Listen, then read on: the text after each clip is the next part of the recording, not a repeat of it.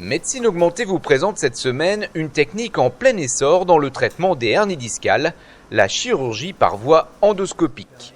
Le principe est ici de réaliser la décompression des structures nerveuses en passant les instruments par de toutes petites incisions, à l'instar des techniques d'arthroscopie. L'enjeu est ainsi de diminuer le traumatisme de l'intervention.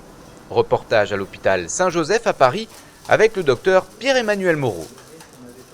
L'idée de cette chirurgie, c'est de faire les mêmes gestes qu'on fait habituellement sur la colonne vertébrale, que ce soit au niveau lombaire ou également au niveau cervical, à viser de décomprimer des structures neurologiques qui entraînent des douleurs chez le patient, des douleurs radiculaires.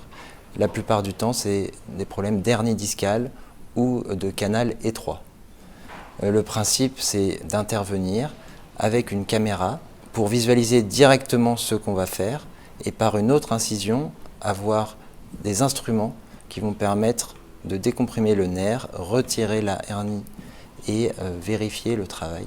Une endoscopie qu'on appelle biportale où on va faire 2 incisions et là on peut utiliser le matériel d'arthroscopie classique qui est utilisé pour la chirurgie du genou par exemple et cette optique, cette caméra est la même que pour les arthroscopies réalisées dans la chirurgie orthopédique. En ce qui concerne les instruments, on utilise quelques instruments dédiés, notamment un matériel d'électrocoagulation spécifique, quelques écarteurs spécifiques, mais on utilise également les instruments dédiés à la chirurgie du rachis, qu'on utilise par voie ouverte classique. Là, en chirurgie du rachis, on va créer une cavité qui n'existe pas. On va utiliser du liquide, du sérum physiologique, dans un endroit où il n'y a pas de cavité. Donc on va créer un petit espace qui est beaucoup plus restreint finalement que dans une cavité articulaire. Il y a à la fois des bénéfices pour le patient, parce que cette chirurgie mini-invasive, elle permet de diminuer les douleurs post-opératoires, de récupérer plus rapidement. C'est une chirurgie qu'on fait en ambulatoire.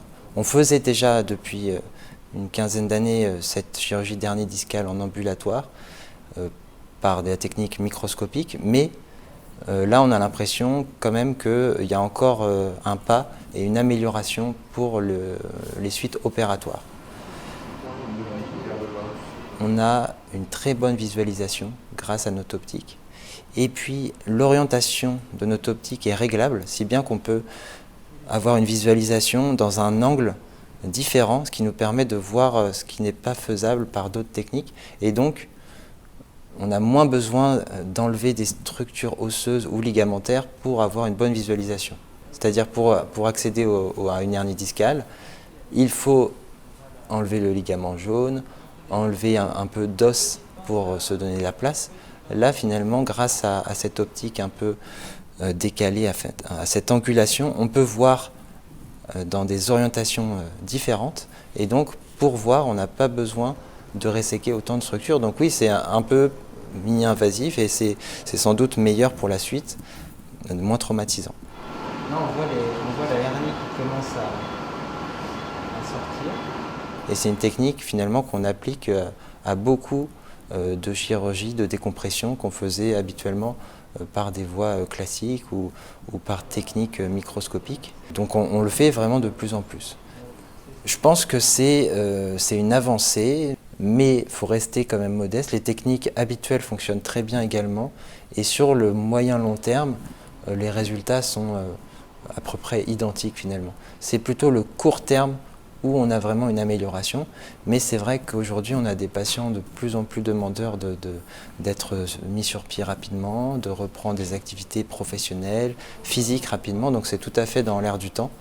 Et en tout cas, c'est une technique qu'on va continuer à pratiquer à Saint-Joseph. C'est la fin de ce numéro. Merci de votre attention et rendez-vous le mois prochain pour découvrir de nouvelles innovations médicales.